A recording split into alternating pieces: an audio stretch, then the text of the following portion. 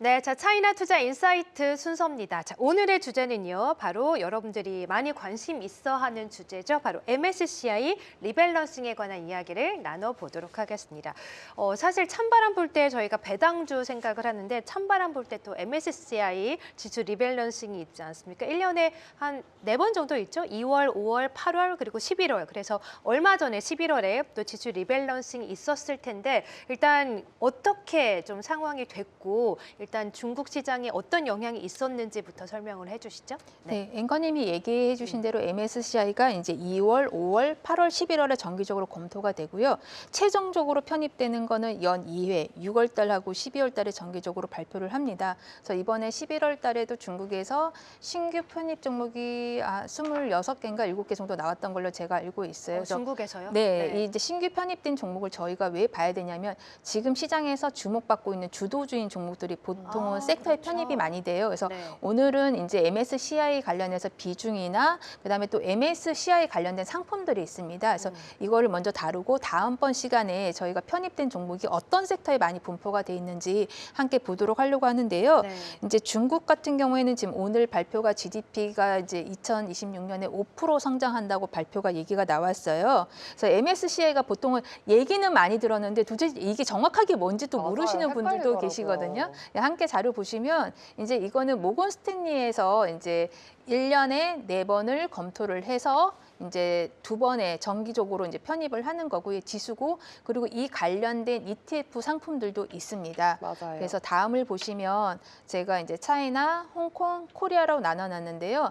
이제 맨 오른쪽에 이제 업사이드 타켓만 보시면 될 것 같아요. 그래서 한국이 지금 이제 뭐 독보적으로 31%고요. 그다음에 내년에 왜냐하면 이거는 반도체 성장률 때문에 그런 거고요. 그다음에 차이나가 그래도 올해 대비 내년에는 성장을 기대를 해볼 수 있는 거죠. 그러니까 전체적으로 시장을 봤을 때 한국 다음으로 이제 싱가포르 논외를 하고 난 후에 아시아 시장에서 가장 높은 게 차이나, 홍콩인 거죠. 그렇기 때문에 지금은 조정을 받고 있지만은 개인적으로도 내년은 미국보다는 중국 시장이 더 좋을 것 같거든요. 그래서 저희가 항상 해외 시장을 미국을 1순위가 되는데 아마 그게 역전하는 게 내년에 중국이 되지 않을까. 미국을요? 네, 그래서 개인적으로 개별 종목이나 이런 종목에 대해서 많이 공부해 두시면 아마 좋은 성과를 거둘 것 같아요. 그래서 네. 지금 안 가는 거에 대해서 너무 노심초사하지 마시고 예, 내년을 위한 빌드업인 거죠. 네, 아, 빌드업을 네. 하시면 좋을 것 같습니다. 네. 이제 다음에 보시면 이게 종목수인데요. 그 중국 같은 경우는 뭐 580개 전후 이거는 항상 바뀌는 거기 때문에 이제 뭐 미국이랑 비슷하네요. 예, 미국은 그러니까 저희가 MSCI가 두 가지로 나눠집니다. 네. MSCI 지수가 있고 그다음에 이머징 마켓이 따로 나눠져 네네. 있는데 한국과 이제 대만 그다음 인도, 중국은 이머징 마켓에 속하는 맞아요. 이제 나라이고 비중이 이제 4개 나라가 좀 상위권에 있고요. 전체 글로벌로 봤을 때 MSCI 지수에서는 거의 미국의 60에서 70%가 왔다 갔다 합니다. 그렇기 때문에 이제 미국은 논외로 보시고 근데 거기에 버금가는 만큼 중국의 종목수가 편입이 돼 있는 거죠. 다음에 이제 보시면 이제 제가 하나씩 설명을 드리는데요. 원래는 MSCI에서 그 중국이 40%까지 비중이 높았었습니다. 근데 이머징 마켓. 이머징 지수에서요? 마켓에서요. 네. 그렇죠. 근데 이제 코로나를 계기로 해서 알다시피 중국이 이제 타 나라에 비해서 봉쇄 기간도 길었고 네. 그다음에 이제 부동산 문제도 있었고 여러 가지 지금 현재 디플레이션 구간이다 보니까 최근에 아마 중국 경제 제조업에 대해서 계속 그 나쁜 뉴스들만 아마 네, 좀 맞아요. 나올 것 같아요. 지표도 안 좋고. 근데 내년에 네. 지금 증권사 전망으로는 2분기 기점을 시작해서 다 턴어라운드 하고 있는 걸로 보이고 그 선행 지수가 뭐냐면 일본 공작기계가 있습니다. 일본 공작기기에 또 소비가 가장 많이 되는 게 이제 자동차랑 산업인데 전방 산업인데요. 지금 공작기계가 11월 달에 턴어라운드를 했습니다. 보통 이렇게 되면 3개월에서 6개월 후행적으로 경기가 선행하는 걸 보여주고 있거든요. 그렇기 때문에 저도 개인적으로 중국은 내년에 2분기, 3분기 이제 기점으로 시작해서 턴어라운드 하는 걸 보고 있습니다. 그래서 중국이 원래 40%였다가 이제 30%까지 줄었고요. 그 준 비중을 대만이랑 인도가 올라왔습니다. 이제 인도도 지금 중국만큼 이제 경제 성장률이 가장 이제 가파른 국가 중에 하나인 거죠. 그리고 대만이 많이 올라온 거는 대만 같은 경우는 올해 지금 뭐 7%까지 성장률이 나온다는 얘기가 있는데 대만의 이제 거의 산업 구조의 거의 70% 이상은 다 반도체 섹터에 있다 보니까 지금 이 호황을 누리고 있는 걸로 보이고요. 한국은 11%대에서 9%까지 낮아졌는데 아마 이게 내년에는 비중이 좀 한 1, 2% 정도는 올라갈 것으로 보이고 있습니다. 그래서 종목을 보시면 지금 화면에 그 MCHI라고 보이거든요. 맞아요. 이게 이제 그 MSCI에서 중국만 비중을 담은 이제 종목 그 지수입니다. 그래서 그래서 어디 상장되어 있죠? 이거는 이제 그 나스닥에 상장이 미국에 돼 상장이 있죠. 되어 나스닥이 있죠. 상장이 돼 있고 달러로 거래를 하셔야 되고요. 코드 번호는 보시면 MCHI라고 치시면 됩니다. 네. 그래서 차트를 보시면 20년도 때 이제 코로나 이후에 한번 랠리 나왔다가 네. 지금 최근에 이제 반등 국면에 있고 지금 대략 어떤 종목들이 안에 있나요? 네, 함께 보시면 종목이 이제 여기 안에 종목 수가 아까 전에 보실 때 580개라 얘기를 하셨잖아요. 근데 여기서 상위 종목 10개만 보시면 될 것 같아요. 네. 이제 이거는 이 코드 번호를 누르시면 밑에 그 종목 수가 이렇게 종목들이 나오는데요. 여기 보시면 이제 텐센트, 그다음에 알리바바, 그다음에 뭐 여기는 이제 이거는 차이나 마켓이고요. 네. 차이나 마켓에서 보시면 알리바바나 이런 텐센트 종목이 가장 비중이 높습니다. 맞아요. 우리가 아는 알고 테크 있는 기업들. 빅테크 기업들이 네. 대부분에 있고요. 네. 그다음에 이제 다음 텐센트 비중이 아, 가장 네. 높네요. 이제 다음에 제가 알리바바랑. 종목 준비를 네. 했는데 제가 그 텐센트가 17%고요. 네. 그다음에 알리바바가 12%. 네. 그다음에 이제 건설은행, 그다음에 샤오미, 핀돈도 메이투안. 그러니까 다 저희가 알고 있는 빅테크가 많은데 텐센트하고 알리바바가 거의 30% 비중인 거죠. 그래서 나는 빅테크, 중국 빅테크 중에서 나는 이 두 종목만 사고 싶어 얘기하면 오히려 항생테크보다 이 종목 사는 게 더 나을 수도 있어요. 그럴 것 같아요. 네, 저도 네. 텐센트는 제가 게임을 잘 안 하지만은 가장 좋게 보는 게 그나마 텐센트하고 알리바바가 탑픽이거든요. 그래서 네. 저도 이 구성을 보고 난 후에 차라리 이거를 사는 게 더 나을 아니, 수도 웬만한 있겠다는. 종목들 다 들어가 있는데. 근데 네. 저는 좀 제가 이거를 네. 이렇게 얘기해도 되나요? 제가 사실 이 TV 방송에서 매일 하는 브리핑을 하는 이 ETF거든요. 네. 근데 매일 뭔가 추적 계속 팔로우업을 해봤을 때 네. 그렇게 상승폭이 크지가 않더라고요. 아, 그러니까 변동폭이 이제 크진 네 맞아요. 않군요. 그러니까 전반적으로 간단하게 좀 말씀을 드리면은 이게 한국 증시의 대표 지수를 추종하는 한국 증시 그 아이쉐어즈 MSCI가 있고 이건 이제 중국 증시를 추종을 하는 건데 이게 지금 1년치의 수익률이기는 해요. 플러스 35%인데 제 기준으로는 그렇게 도파민이 터지지 않는 투자였거든요. 1년의 수익률이 어느 정도인 거예요, 그러면? 지금은 현재 35%예요. 35%. 네, 맞아요. 6개월 기준으로는 18%, 3개월 기준으로는 0.9%인데 이게 매일매일 마감되는 거를 보면은 0.6% 이러고 간밤에도 0.6%대 하락세를 보인 거예요. 아니 그래서 우리나라 투자자분들도 그렇고 중국 투자자분들도 그렇고 이런 ETF보다 개별 종목을 하는 이유가 도파민 터지는 맞아요. 조금 더- 수익률을 위한 거잖아요. 맞아요. 최고의 종목이 네. 나한테 수익을 좀 가만히 그러니까요. 갖다 주는 건데. 근데 이거는 안정적이긴 하지만 수익률이 좀 미미하니까 맞아요. 이런 MZ분들에게는 그렇게 매력적으로 와닿을 것 같진 않아서 안정적이긴 하지만 이제 해외 네. 주식은 변동성 큰 거를 하시면 저도 네. 이제 미국 주식을 한 3년을 했지만은 네. 참 힘듭니다.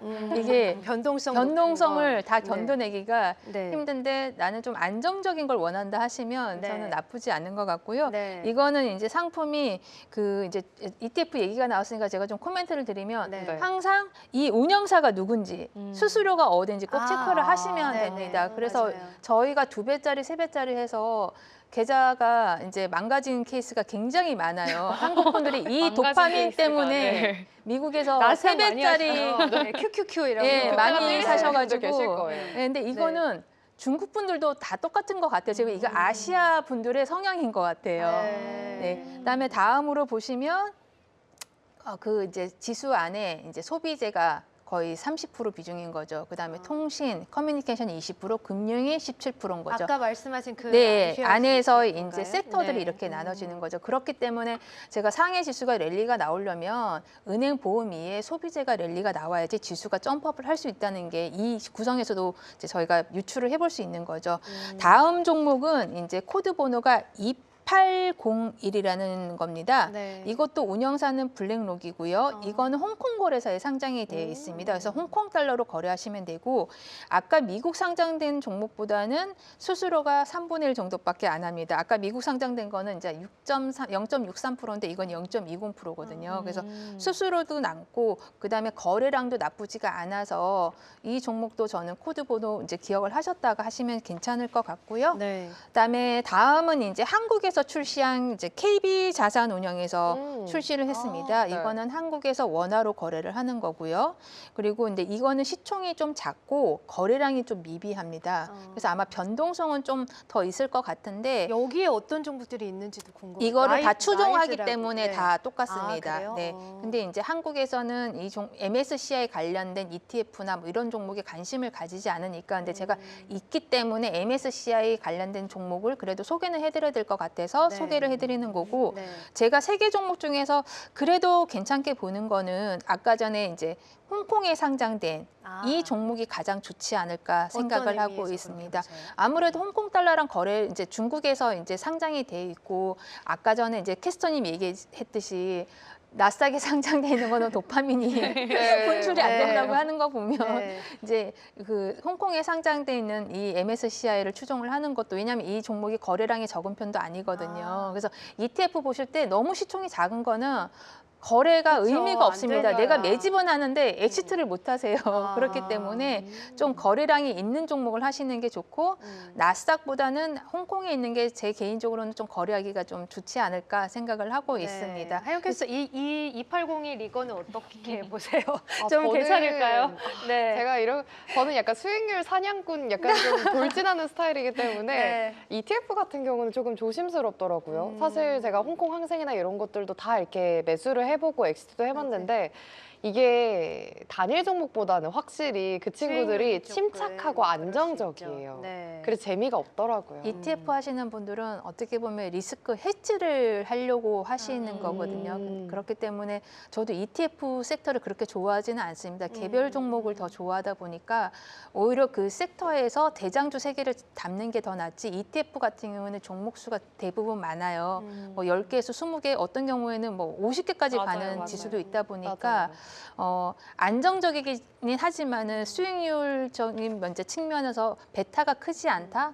근데 나는 그럼 오늘 이렇게 관련 상품을 소개해 주시는 이유는 이제 뭘까요? 저희가 MSCI를 저희가 이거를 왜 보셔야 되냐면 네. 그 MSCI를 발표를 할 때 아시아 시장에서 이제 어디가 비중이 큰지를 아셔야 되고 그러면 이 이제 아시아 시장을 좋게 본다는 건 이머징 마켓이 돈이 들어온다는 얘기는 그러면 이게 나라별로 골고루 돈이 들어오는 거거든요. 맞아요. 그러면 수급적인 이슈에서 한국보다 중국이 더 우위적인, 그러니까 우위에 있는 조건을 가지고 있습니다. 그래서 저희가 MSCI에서 이머징 마켓 시장을 좋게 본다고 했을 때 그러면 한국하고 중국, 그다음에 다른 나라도 있겠지만은 근데 지금 미국에서도 보면 내년에 이머징 그 마켓 시장을 굉장히 좋게 보고 있거든요. 맞아요. 그렇죠. 그렇기 때문에 중국이 여기서 끝이 아니라는 걸 저는 너무 강조를 하고 싶고요. 네. 그래서 MSCI에 편입된 종목들도 빅테크랑 연동되기 때문에 MSCI에 편입하는 펀드들도 있겠지만 그 자금들이 결국에는 그 자금들이 똑같은 종목에 홍콩 테크의 개별주에도 자금이 들어옵니다. 그래서 저는 이 부분을 좀 오늘